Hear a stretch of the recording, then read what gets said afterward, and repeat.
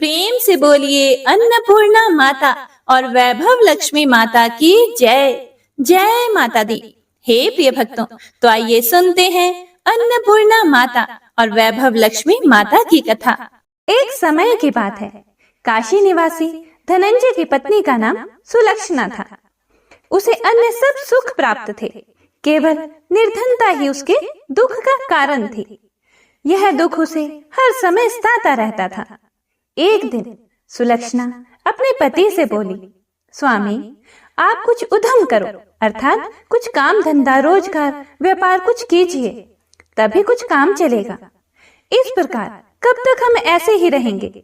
सुलक्षणा की बात धनंजय के मन में बैठ गई और वह उसी दिन विश्वनाथ शंकर जी को प्रसन्न करने के लिए बैठ गया और कहने लगा, हे देवाधिदेव विश्वेश्वर, मुझे पूजा पाठ कुछ आता नहीं है, केवल तुम्हारे भरोसे बैठा हूं। इतनी विनती करके वह 2-3 दिन भूखा प्यासा बैठा रहा। यह देखकर भगवान शंकर ने उसके कान में अन्नपूर्णा अन्नपूर्णा अन्नपूर्णा इस प्रकार 3 बार कहा। यह शब्द सुनते ही धनंजय सोचने लगा, यह कौन था और क्या कह गया। इसी सोच में धनंजय पड़ गया और मंदिर से आते ब्राह्मणों को देखकर पूछने लगा, पंडित जी, अन्नपूर्णा कौन है? ब्राह्मणों ने सोचा, इसने 2-3 दिन से कुछ खाया नहीं है। तो ब्राह्मणों ने कहा, तू अन्न छोड़ बैठा है, सो तुझे अन्न की ही बात सूझती है। जा, घर जाकर अन्न ग्रहण कर। धनंजय घर गया, अपनी पत्नी से सारी बात कही। वह बोली, नाथ, चिंता मत करो, स्वयं शंकर जी ने यह मंत्र आपको दिया है, वे स्वयं ही इसका खुलासा करेंगे। आप फिर जाकर उनकी आराधना करो। धनंजय फिर जैसा का तैसा पूजा में बैठ गया। जब वह पूजा में बैठा था तो रात्रि में शंकर जी ने आज्ञा दी। शंकर जी बोले, तू पूर्व दिशा में चला जा।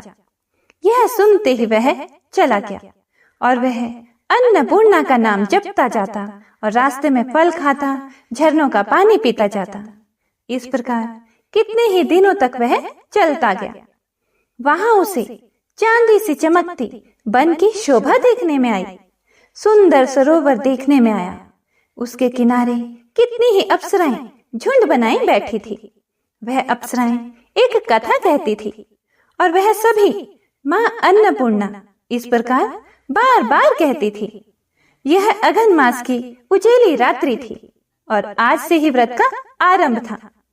जिस शब्द की खोज करने वह निकला था, वह उसे वहां सुनने को मिला।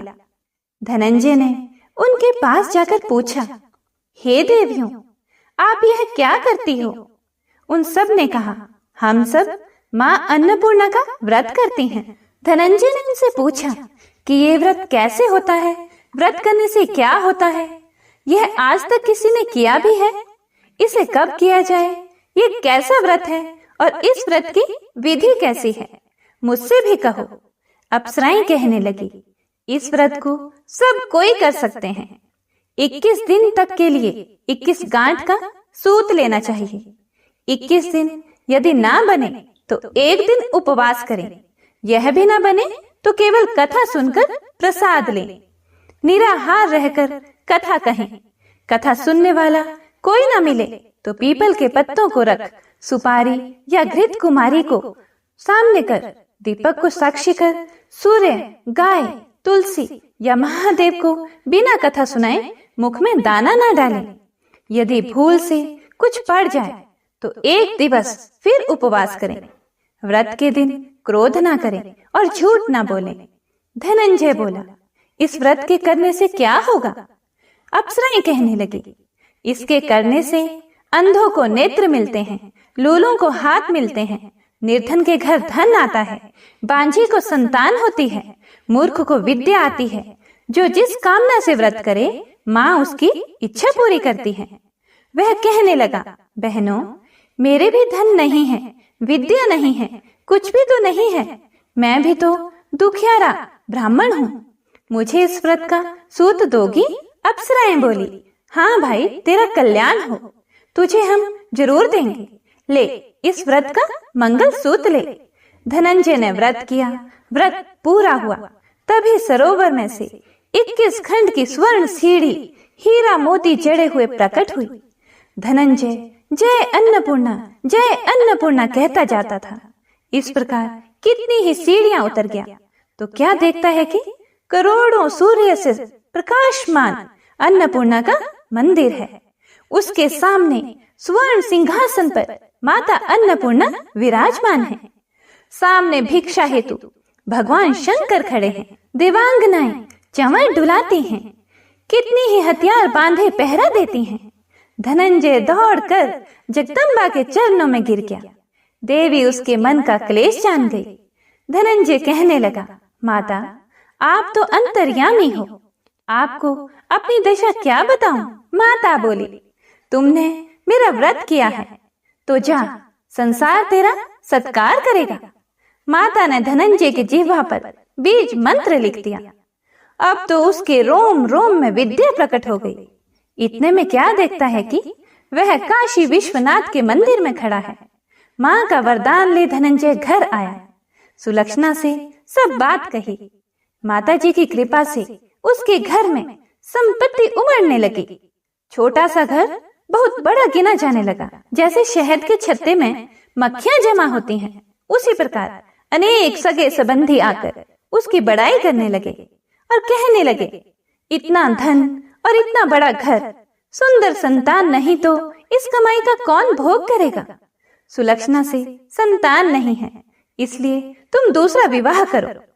अनिच्छा होते हुए भी धनंजय को दूसरा विवाह करना पड़ा और सती सुलक्षणा को सौत का दुख उठाना पड़ा। इस प्रकार दिन बीतते गए। फिर अघन मास आया। नए बंधन से बंधे पति से सुलक्षणा ने कहलाया कि हम व्रत के प्रभाव से सुखी हुए हैं, इस कारण यह व्रत हमें छोड़ना नहीं चाहिए। यह माता जी का प्रताप है जो हम इतने संपन्न और सुखी हैं। सुलक्षणा की बात सुन धनंजय उसके यहाँ आया और व्रत में बैठ गया। नई बहू को इस व्रत की खबर नहीं थी। वह धनंजय के आने की राह देख रही थी। दिन बीतते गए और व्रत पूर्ण होने में 3 दिवस बाकी थे कि नई बहू को खबर पड़ी। उसके मन में ईर्ष्या की ज्वाला दहक रही थी। सुलक्षणा के घर आ पहुंची और उसने वहां भड़दंग मचा दी। वह धनंजय को अपने साथ ले गई। नए घर में धनंजय को थोड़ी देर के लिए निद्रा ने आ दबाया। इसी समय नई बहू ने उसका व्रत का सूत तोड़कर आग में फेंक दिया। अब तो माता जी का कोप जाग गया। घर में अकस्मात आग लग गई। सब कुछ जलकर खाक हो गया। सुलक्षणा जान गई और पति को फिर अपने घर ले आई। नई बहू रूठकर पिता के घर जा बैठी। पति को परमेश्वर मानने वाली सुलक्षणा बोली, नाथ घबराना नहीं, माता जी की कृपा अलौकिक है। पुत्र कुपुत्र हो जाता है पर माता कुमाता नहीं होती। अब आप श्रद्धा और भक्ति से आराधना शुरू करो, वे जरूर हमारा कल्याण करेंगी। धनंजय फिर माता के पीछे पड़ गया।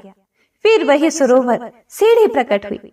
उसमें माँ अन्नपूर्णा कहकर वह उतर गया। वहां जा माता जी के चरणों में रुदन करने लगा। माता प्रसन्न हो बोली, यह मेरी स्वर्ण की मूर्ति ले, उसकी पूजा करना, तू फिर सुखी हो जाएगा। जा, तुझे मेरा आशीर्वाद है। तेरी स्त्री सुलक्षणा ने श्रद्धा से मेरा व्रत किया है, उसे मैंने पुत्र दिया है। धनंजय ने आंखें खोली तो खुद को काशी विश्वनाथ के मंदिर में खड़ा पाया। वहां से फिर उसी प्रकार घर को आया। इधर सुलक्षणा के दिन चढ़े और महीने पूरे होते ही पुत्र का जन्म हुआ। गांव में आश्चर्य की लहर दौड़ गई। मानता आने लगी। इस प्रकार उसी गांव के निसंतान सेठ के पुत्र होने पर उसने माता अन्नपूर्णा का मंदिर बनवा दिया। उसमें माता जी धूमधाम से पधारी, यज्ञ किया और धनंजय को मंदिर के आचार्य का पद दे दिया। जीविका के लिए मंदिर की दक्षिणा और रहने के लिए बड़ा सुंदर सा भवन दिया। धनंजय स्त्री पुत्र सहित वहां रहने लगा। माता जी के चढ़ावे में भरपूर आमदनी होने लगी और उधर नई बहू के पिता के घर डाका पड़ा, सब लूट गया। वे भीख मांगकर पेट भरने लगे।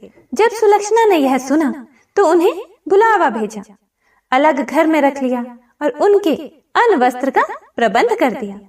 धनंजय, सुलक्षणा और उसका पुत्र माता जी की कृपा से आनंद से रहने लगे।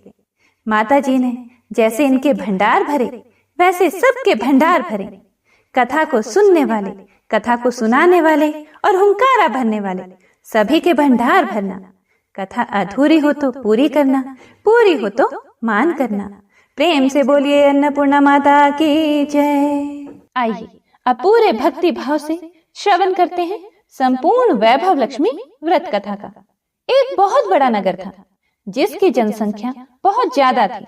दूर दूर के लोग इस नगर में काम धंधे, नौकरी, रोजगार की तलाश में यहाँ आते थे और जब रोजगार मिल जाता था तो यहीं पर जम जाते थे, यहीं रहने लग जाते थे। ये लोग अपने काम धंधों में ऐसे व्यस्त रहते कि अपने अतिरिक्त किसी की भी परवाह नहीं करते थे। लोभ, स्वार्थ ने घर के सदस्यों से भी प्रेम व्यवहार कम कर दिया था। ममता, प्यार, दया, सहानुभूति, परोपकार जैसे संस्कार बहुत कम हो गए थे। पूजा पाठ दिखावे व अपने स्वार्थ पूर्ति के लिए ही लोग करते थे। श्रद्धा पूर्वक भक्ति भाव से प्रभु भजन एवं कीर्तन नाम मात्र के लिए ही करते थे। हेरा फेरी, बेईमानी, शराब, जुआ, व्यभिचारी आदि धर्म विरुद्ध कार्यों को ही लोग जीवन का सुख मानते थे। उच्च विचार की शिक्षा पुरानी पड़ गई थी। अब तो अधिकतर लोग किसी भी प्रकार से धन कमाकर ऐश करो पर विश्वास करते थे। इसी नगर में शीला अपने पति के साथ रहती थी। शीला के पति का अपना एक छोटा सा कारोबार था। वह बहुत विवेकी और सुशील था। ईमानदारी से वह अपना कारोबार करता था, जिससे उसका कारोबार ठीक ठाक चल रहा था और आराम से उनका जीवन व्यतीत हो रहा था। शीला धार्मिक प्रवृत्ति की, संतोषी स्वभाव की स्त्री थी। वह कभी भी किसी की बुराई नहीं करती थी। यथासंभव दूसरों की सहायता को हमेशा तत्पर रहती थी। घर के कार्यों से बचे समय का सदुपयोग वह प्रभु भजन व कीर्तन करने अथवा धार्मिक या ज्ञानवर्धक पुस्तकें पढ़ने में बिताती थी। वास्तव में उनकी गृहस्थी एक आदर्श गृहस्थी थी। आसपास के अधिकांश लोग उस परिवार की बहुत ही सराहना करते थे, किंतु कुछ लोग जिन्हें दूसरों की खुशी देखकर जलन होती है, उन्हें सुख संतोष पूर्वक जीवन यापन करते देख मन ही मन जलते थे। वे इस प्रयास में रहते थे कि किसी भी प्रकार शीला के पति को गलत रास्ते पर चलाकर उसकी धन संपत्ति से, उसकी दौलत से खुद ऐश करें। शीला का गृहस्थ जीवन इसी प्रकार हंसी खुशी चल रहा था। पर कहावत है ना, सब दिन होत ना एक समान। मनुष्य के जीवन में सुख दुख, लाभ हानि लगे रहते हैं। शीला के पति को भी अपने कारोबार में काफी घाटा उठाना पड़ा। ऐसा लग रहा था कि जैसे मानो कुछ भाग्य ही उसका रूठ गया हो। वह अपने कारोबार में हुए घाटे का जल्द से जल्द लाभ में बदलने के चक्कर में गलत लोगों से मित्रता कर बैठा। ये झूठे मित्र उसे जल्द ही करोड़पति बनने का सपना दिखाने लगे और उसे जुआ, घुड़दौड़, शराब आदि के कुचक्कर में डाल दिया। भला आज तक जुए, शराब आदि कुटैबों से कौन धनवान हुआ है जो वह धनवान हो पाता? शीला का पति करोड़पति तो बना नहीं, खाकपति जरूर बन गया। वह रोडपति बन गया, यानी रास्ते पर भटकते भिखारी जैसी उसकी स्थिति हो गई थी। जल्द से जल्द अमीर बनने के लालच में वह घर में थोड़ी बहुत बची धन संपत्ति, गहने जेवर आदि सभी गंवा बैठा। एक समय ऐसा था कि पति पत्नी सुखपूर्वक जीवन व्यतीत कर रहे थे। कुछ ही दिनों में ऐसा समय आ गया कि उनको 2 समय के भोजन के भी लाले पड़ गए। घर में दरिद्रता, भूखमरी का माहौल हो गया। इससे शीला का पति और भी ज्यादा चिड़चिड़ा हो गया। वह बात विवाद पर अपनी पत्नी शीला के साथ गाली गलौज और मारपीट करने लगा। शीला एक सुशील और संस्कारी स्त्री थी।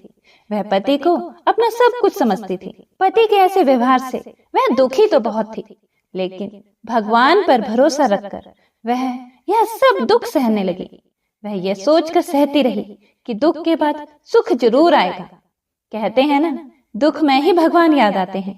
इसीलिए शीला को भी हर समय प्रभु पर भरोसा था और विश्वास था कि भगवान उसे सुख के दिन भी अवश्य दिखाएगा।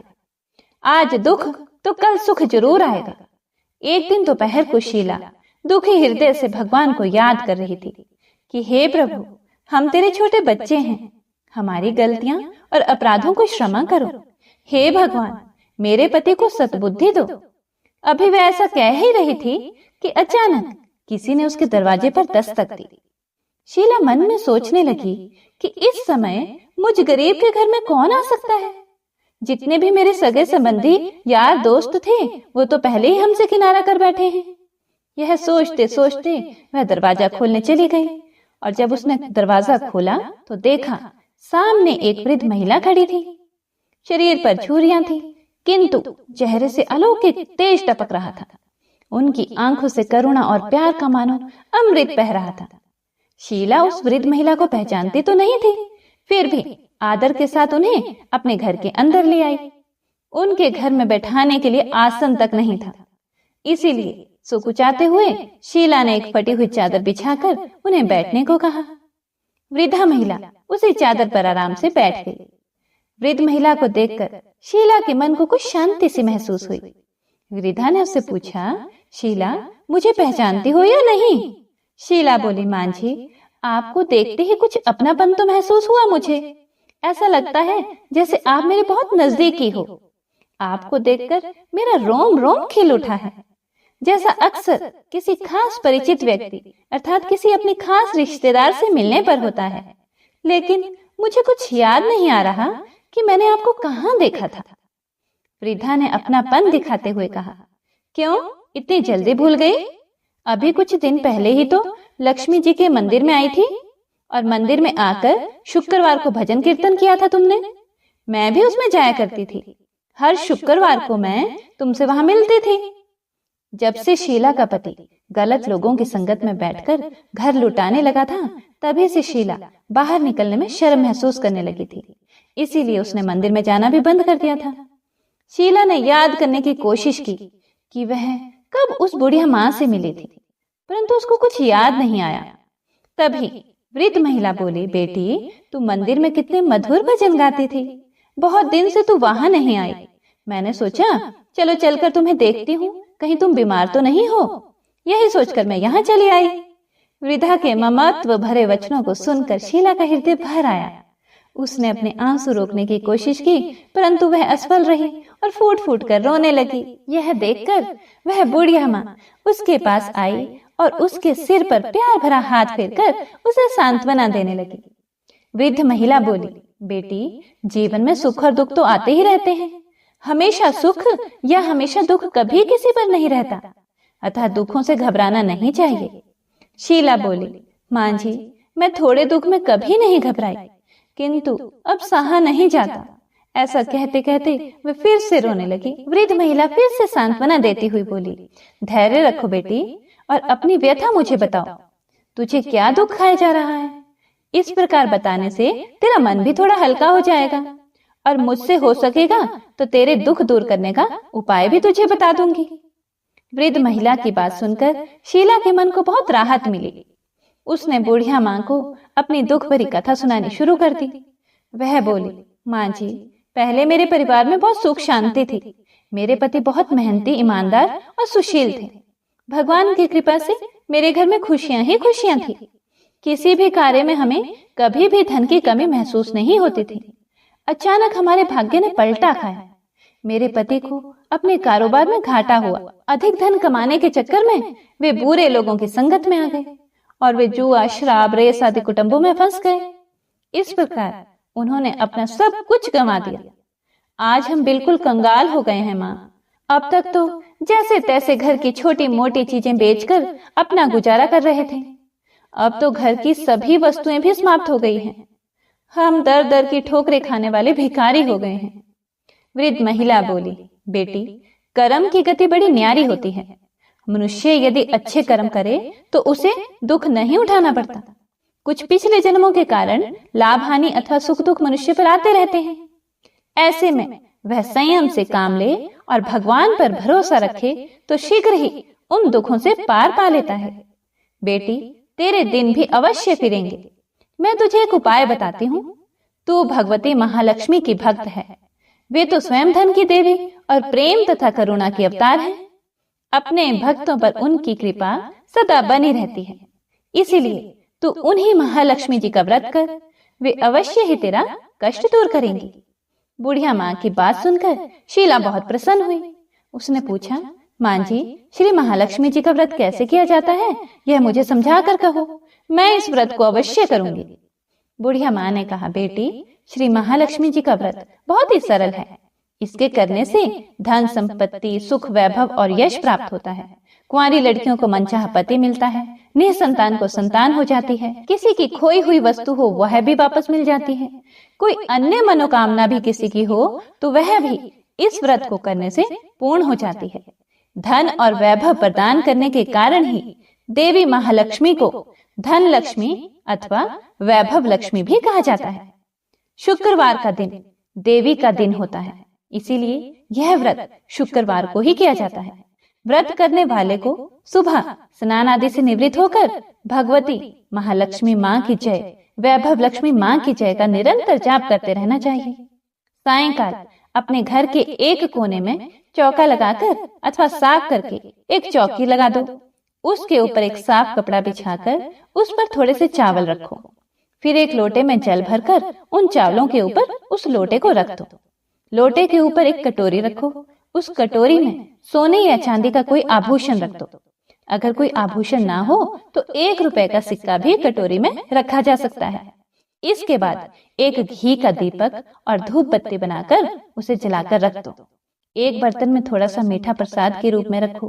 प्रसाद में बताशे अथवा गुड़ भी रखे जा सकते हैं। चौकी के ऊपर लोटे के पास सोने, चांदी या तांबे का बना श्री यंत्र भी रखो। यदि धातु का श्री यंत्र घर में ना हो तो कागज पर छपे श्री यंत्र को भी रखा जा सकता है। भगवती लक्ष्मी माँ को श्री यंत्र अत्यधिक प्रिय है। पूजा करने और कथा कहने के लिए चौकी के पास पूर्व दिशा की ओर मुंह करके बैठो। सबसे पहले श्री यंत्र को हाथ जोड़कर श्रद्धा पूर्वक नमस्कार करो। फिर वैभव लक्ष्मी के ध्यान मंत्र को पढ़कर भगवती महालक्ष्मी जी की स्तुति करो। जिन्हें संस्कृत में भी ध्यान व मंत्र कहने में कठिनाई हो वे सरल भाषा में भी ध्यान व स्तुति कर सकते हैं। जैसा कि हमने ऊपर आपको कथा शुरू करने से पहले स्तुति सुनाई है, आप वैसे भी हिंदी में स्तुति कर सकते हैं। भगवती महालक्ष्मी दिखावे की नहीं बल्कि भाव की भूखी हैं। इसके बाद कटोरी में रखे आभूषण या रुपए पर हल्दी, कुमकुम और चावल चढ़ा दो।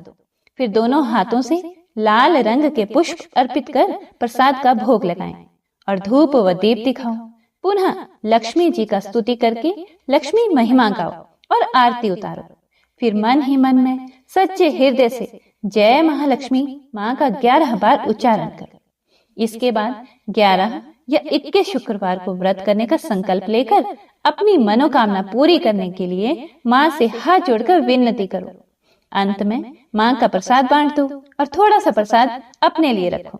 बाद में कटोरी में रखा हुआ आभूषण, रुपया और श्री यंत्र उठाकर रख दो। लोटे का पानी तुलसी के पौधे पर चढ़ा दो। इस दिन पूरे दिन उपवास रखकर सायंकाल प्रसाद खाना चाहिए। यदि इतनी शक्ति ना हो तो एक बार शाम को प्रसाद खाकर सादा वैष्णव भोजन कर सकते हैं। इस प्रकार इस व्रत को शास्त्रीय विधि के अनुसार करने से उसका फल अवश्य प्राप्त होता है। इस व्रत के प्रभाव से मनुष्य की सब विपत्तियां दूर होकर धन, वैभव, लक्ष्मी की प्राप्ति होती है। कुंवारी कन्याओं को मन भावन पति मिलता है।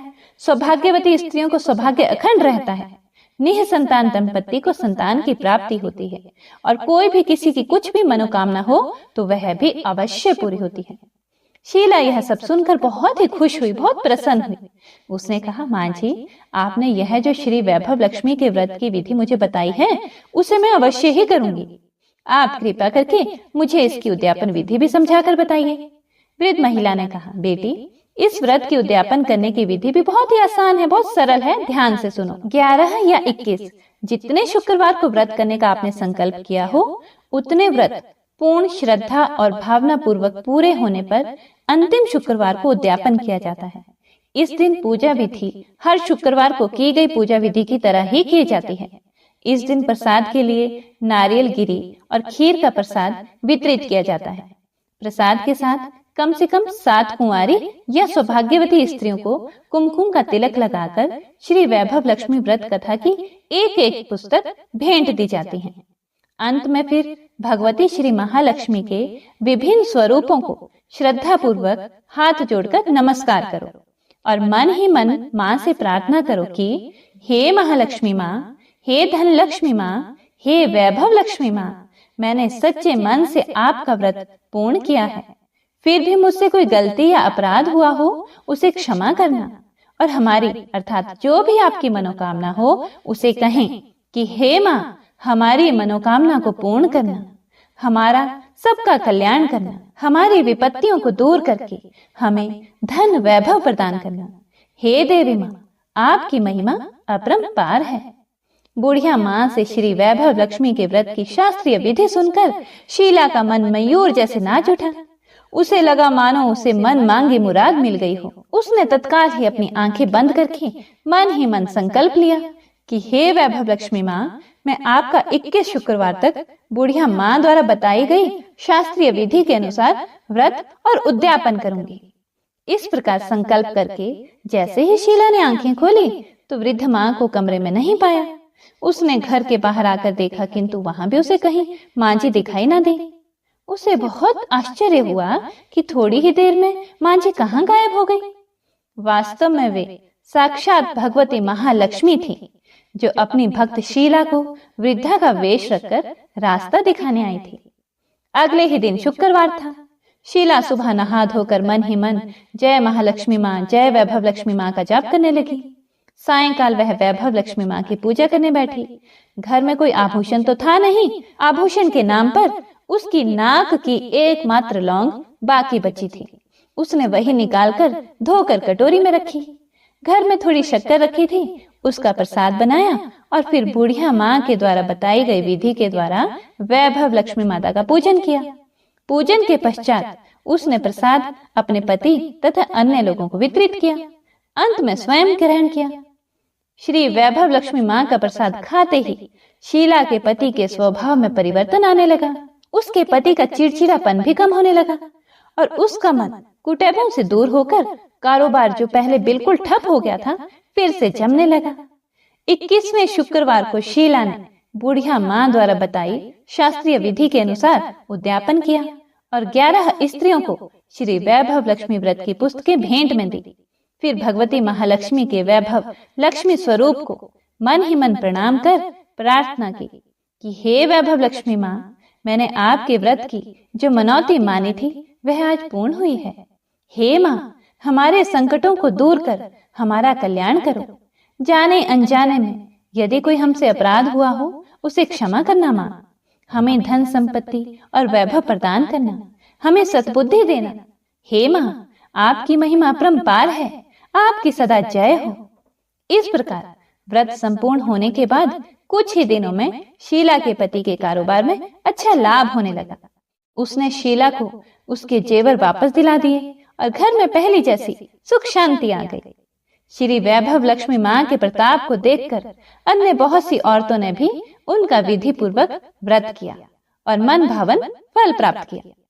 हे महालक्ष्मी माँ, हे वैभव लक्ष्मी माँ, जैसे आपने शीला पर कृपा की ऐसे ही अपने अन्य भक्तों पर भी कृपा करना। हे माँ, कथा को सुनने वाले, सुनाने वाले और हुंकारा भरने वाले सभी पर अपनी कृपा बनाए रखना। बोलो श्री वैभव लक्ष्मी माता की जय। हे प्रिय भक्तों, तो यह थी आज की कथा। उम्मीद करती हूँ आपको पसंद आई होगी। पसंद आई हो तो लाइक, शेयर, कमेंट जरूर कीजिएगा। और हाँ, अगर आप चैनल पर पहली बार आए हैं और आपको कथा पसंद आई हो तो चैनल को सब्सक्राइब भी जरूर कीजिएगा। सभी प्रेम से बोलिए जय माता दी।